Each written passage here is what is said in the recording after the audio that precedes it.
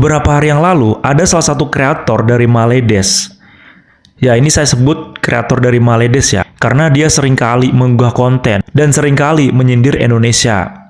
Nah, kreator tersebut mengangkat tema berkaitan dengan etnis Cina yang ada di Maledes.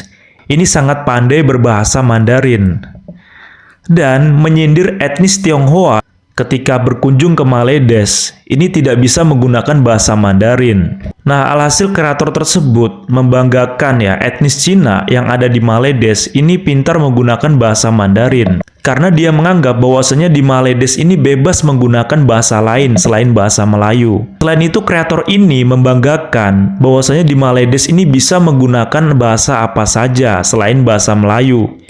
Bisa Mandarin, bisa bahasa Inggris, bisa Tamil. Makanya kreator ini menyindir etnis Tionghoa Indonesia yang tidak bisa berbahasa Mandarin. Nah, berkaitan dengan hal ini, sebenarnya sah-sah saja ya jika kreator Maledes ini membanggakan sistem negaranya yang bebas menggunakan bahasa apa saja di dalam kehidupan sehari-hari. Tapi karena menyenggol Indonesia yang tertulis di judul, Cina Indonesia terbuat malu di Malaysia karena tidak bisa berbahasa Mandarin, tentunya hal tersebut membuat kontroversi. Karena sistem negara Maledes ini menggunakan sistem integrasi, yang tentunya itu sangat berbeda dengan Indonesia yang menggunakan sistem asimilasi. Karena sistem integrasi, budaya-budaya lain dari luar negara Maledes ini memperbolehkan budaya-budaya luar dari negara lain itu masuk ke negara Maledes. Tidak perlu mengubah budaya asal atau menghilangkannya. Nah, bagaimana beritanya guys? Langsung aja kita lihat videonya. Sebelum menonton video ini, jangan lupa klik dulu like, subscribe, dan klik tombol lonceng ya guys, agar kalian semuanya tahu informasi yang belum kalian tahu. Subscribe itu gratis guys, gratis. Oke, check it out. Ramai orang Melayu Malaysia menguasai banyak bahasa karena kebebasan dalam perkauman ataupun pergaulan di Malaysia itu cukup dari sejak dini pun sudah diajari bahasa-bahasa lainnya, bukan bahasa Melayu. Di Indonesia ada undang-undang Pancasila, undang-undang Pancasila yang terbagi menjadi 5. Di Malaysia itu pun juga ada rukun negara yang terbagi menjadi 5. Akan tetapi bedanya, kalau di Indonesia, suku ataupun kaum-kaum lainnya dari negara manapun, dari bahasa apapun, itu harus wajib memakai bahasa Indonesia. Bahasa asalnya itu tak boleh dipakai di Indonesia. Kalau di Malaysia bebas, sangatlah bebas geng. Orang Cina itu memakai bahasa Mandarin, Kantonis, boleh, bebas. Orang India memakai bahasa Tamil, itu pun juga boleh, bebas. Itulah kebebasan Malaysia.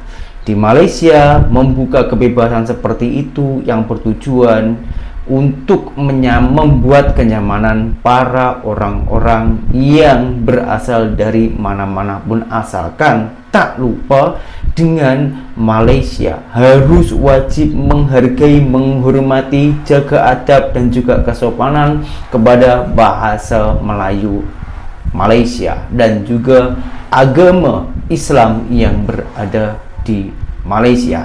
Di video kali ini saya akan membahas video yang cukup menarik, yaitu tentang bahasa. Begitu ramainya orang Malaysia fasih berbahasa Cina, dan ada orang Cina Indonesia itu tak boleh berbahasa Mandarin. Bahkan ada orang Cina Indonesia itu merasa malu pertama kali ke Malaysia karena kebiasaannya di Indonesia.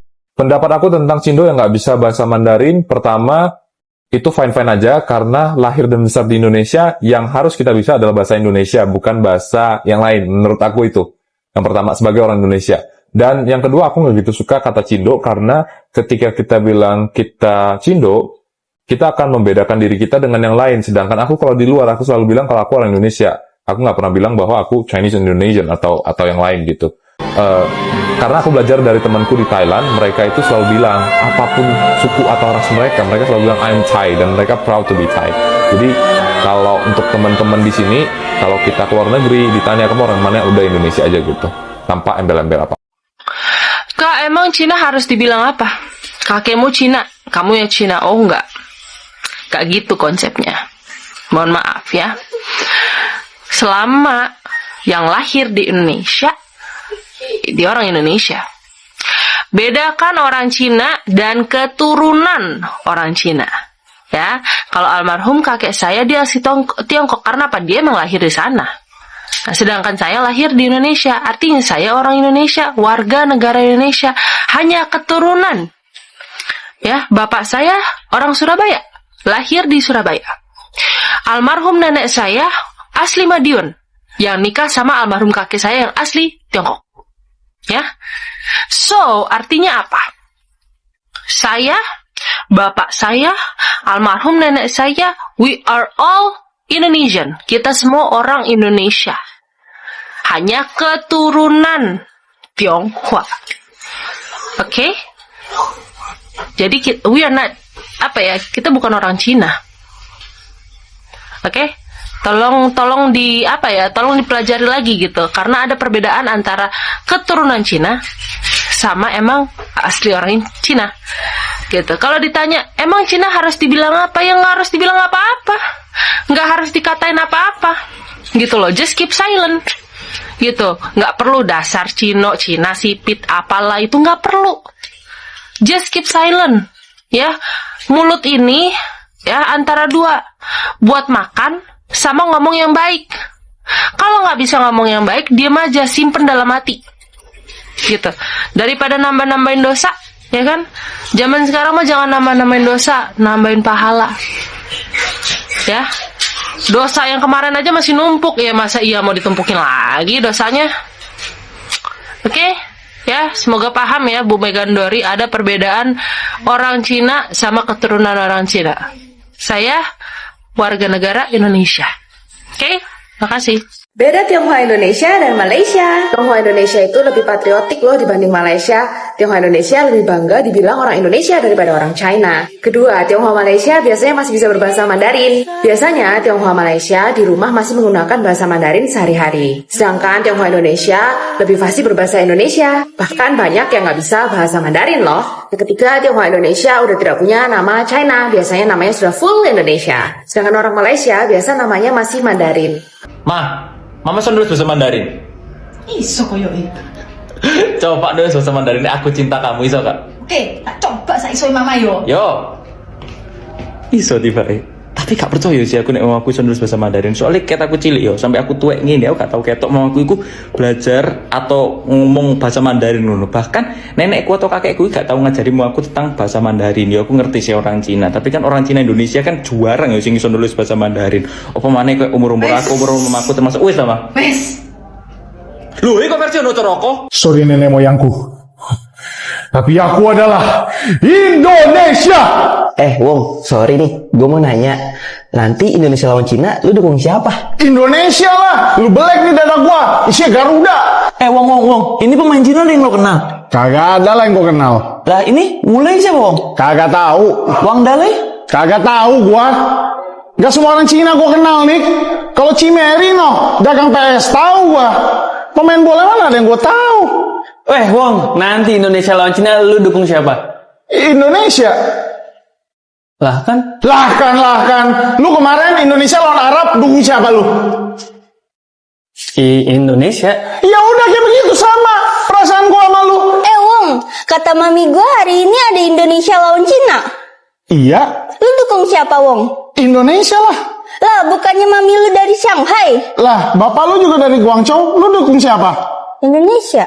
Nah, ya udah ngapain lu tanya lagi ke gua? Wong, menurut lu Indonesia Cina prediksi lu berapa?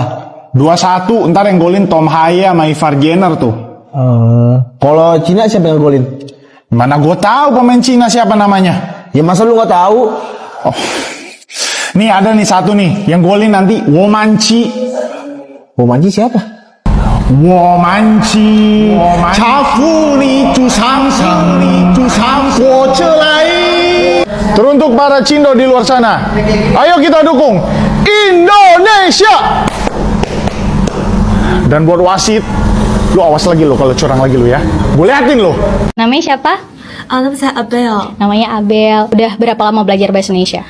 Sudah 2 tahun. 2 tahun. Ada kata-kata dalam bahasa Indonesia yang kamu sukain nggak? Ada. Apa? Cinta.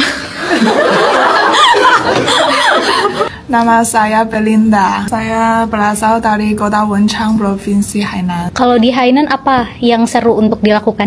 Saya hanya kehidupan biasa-biasa saja. Mungkin mereka lebih suka berenang atau berjalan-jalan di pantai laut. Oh, jalan-jalan di pantai. Ya, cuaca Hainan sangat mirip dengan mirip dengan Indonesia. Oh, mirip dengan Indonesia. Nama saya Fanny. Menurut kamu selama 20 tahun kamu hidup, apa hal yang paling menyenangkan yang terus terkenang di memori kamu sampai hari ini? Itu susah dipilih. Susah dipilih, terlalu banyak. Ya, satu memori yang paling menyenangkan ialah saya mendapat surat kemasukan universitas. Surat penerimaan Universitas Bielos. Halo teman-teman, apa kabar? Ariana sekarang sedang di kampus BFSU karena mau bertemu dengan mahasiswa jurusan Bahasa Indonesia baru BFSU. Ya, sekarang mari kita mengenal mereka dulu. Halo teman-teman Indonesia, apa kabar? Nama saya Yoga. Agas. Santi. Maya. Mahal. Ida. Aditya. Kita. Ilong. Indong. Memang dengan sistem integrasi, akan banyak orang-orang asing yang masuk ke negara tersebut dengan bebas menggunakan bahasanya, menggunakan budayanya. Tentunya sisi positifnya untuk investasi dan juga perekonomian itu lebih cepat. Namun dari segi identitas negara, jati diri bangsa, itu akan sulit disatukan. Karena masing-masing etnis, masing-masing kebangsaan itu memiliki hak yang sama. Nah, tentunya kita bisa lihat ya di negara Maledes ya. Masih banyak etnis lain yang tidak bisa menggunakan bahasa Melayu. Sekolah-sekolah negeri yang ada di Maledes itu ada yang namanya sekolah kebangsaan Cina. Nah, tentunya berbeda sekali dengan Indonesia yang menerapkan sistem asimilasi. Jadi, dari etnis-etnis luar yang masuk ke Indonesia wajib menyatu dengan kebudayaan dan juga kebangsaan Indonesia. Tentunya dari segi nasionalisme dan juga patriotik itu tidak perlu diragukan lagi. Dan tentunya identitas negara Indonesia itu lebih jelas. Menggunakan satu bahasa Indonesia. Kemudian ada Bhinneka Tunggal Ika, sudah sangat jelas. Jadi semua orang yang ada di Indonesia wajib menggunakan bahasa Indonesia. Nah, perihal dengan bahasa lain seperti bahasa etnik ataupun bahasa suku, itu bisa digunakan di rumah. Kemudian untuk bahasa lain seperti bahasa Inggris, itu bisa dipelajari di sekolahan, ya. Jadi bukan untuk menguasai bahasa Indonesia, tapi lebih ke mempelajarinya. Tentunya dengan sistem asimilasi, ini lebih jelas identitas negara kita dan juga tidak carut-marut. Selain itu untuk kreator Maledes ini juga mengatakan bahwasanya di Indonesia ini ada Undang-Undang Pancasila. Bang, nggak ada sejarahnya bang Undang-Undang Pancasila. Yang ada Undang-Undang Dasar 1945, Undang-Undang Sejarah Spesifik dan juga Dasar Negara yaitu Pancasila. Jadi tidak ada bang yang namanya Undang-Undang Pancasila. Keduanya sangat berbeda. Jadi untuk Undang-Undang Dasar 1945 itu tidak bisa semena-mena diubah. Sedangkan untuk undang-undang yang secara spesifik yang berakar dari Undang-Undang 1945 itu bisa diubah ataupun diperbarui. Jadi bang, untuk Pancasila itu adalah dasar negara, bukan undang-undang. Selain itu, untuk etnis Tionghoa yang ada di Indonesia yang tidak bisa berbahasa Mandarin, itu bukan sebuah hal yang memalukan. Karena memang di Indonesia, sejak dini itu diajarkan bahasa Indonesia. Lebih malu lagi jika kita sebagai warga negara tidak bisa menggunakan bahasa kesatuan negara kita sendiri. Jadi setelah kita melihat video tadi ya, memang untuk nasionalisme, patriotik dari etnis Tionghoa yang ada di Indonesia itu jangan diragukan lagi. Memang sangat-sangat respect lah ke mereka. Jadi ketika mereka keluar negara, keluar negeri, itu mereka tidak akan mengungkapkan bahwasanya mereka itu Cindo ataupun Chinese Indonesia. Tapi mereka akan mengungkapkan bahwasanya dia itu orang Indonesia. Jadi untuk etnis Tionghoa yang ada di Indonesia, tidak ada mereka tuh malu, mereka minder, ataupun mereka sedih ketika mereka tidak bisa berbahasa Mandarin. Mereka pasti akan lebih merasa aneh jika mereka tidak bisa berbahasa Indonesia. Tentunya bukan hanya etnis Tionghoa ya. Suku-suku lain juga seperti itu. Walaupun memang masih diajarkan budaya-budaya dari etnis tersebut. Contohnya seperti Imlek, Cap Gomeh, itu masih dilestarikan di Indonesia. Selain itu, untuk di negara Cina, itu masyarakatnya sangat antusias untuk belajar bahasa Indonesia. Karena bahasa Indonesia itu diperkenalkan di sekolah-sekolah ataupun di universitas di Cina. Banyak universitas di Cina, itu mata kuliahnya ada yang bahasa Indonesia. Selain itu, keseriusan dari pemerintah Indonesia untuk memperkenalkan bahasa Indonesia melalui program BIPA, yaitu Bahasa Indonesia untuk Penutur Asing. Nah, makanya itu tidak jarang kreator, TikToker, ataupun YouTuber yang alumni dari BIPA. Baik itu dari Cina, Jepang, Korea. Banyak yang alumni BIPA. Nah, makanya kita sebagai warga negara Indonesia, etnis apapun, harus dan wajib bangga menggunakan bahasa Indonesia. Nah, jadi ketika nanti bahasa Indonesia sudah benar-benar berjaya ataupun dikenal di seluruh dunia, nah itulah dari hasil kerja keras kita. Jangan sampai nanti ada negara lain yang mengeklaim bahwasanya bahasa Indonesia itu berasal dari negaranya, yang berasas ataupun beralasan dari sejarah. Tentunya kan itu sangat konyol. Jika mengeklaim suatu kebudayaan atau bahasa negara lain, itu sama saja. Apa bedanya dengan Cina yang mengeklaim Laut Cina Selatan yang berakar dari sejarah? Nggak ada bedanya. Nah, gimana nih tanggapannya netizen berkaitan dengan apakah etnis Tionghoa yang ada di Indonesia malu tidak bisa berbahasa Mandarin? Atau kita akan malu ketika kita tidak bisa berbahasa negara kita sendiri? Oke, jangan lupa komen, baku hantam, dan cerot di kolom komentar. See you the next video. Bye-bye. Directed by Yulinuha Project.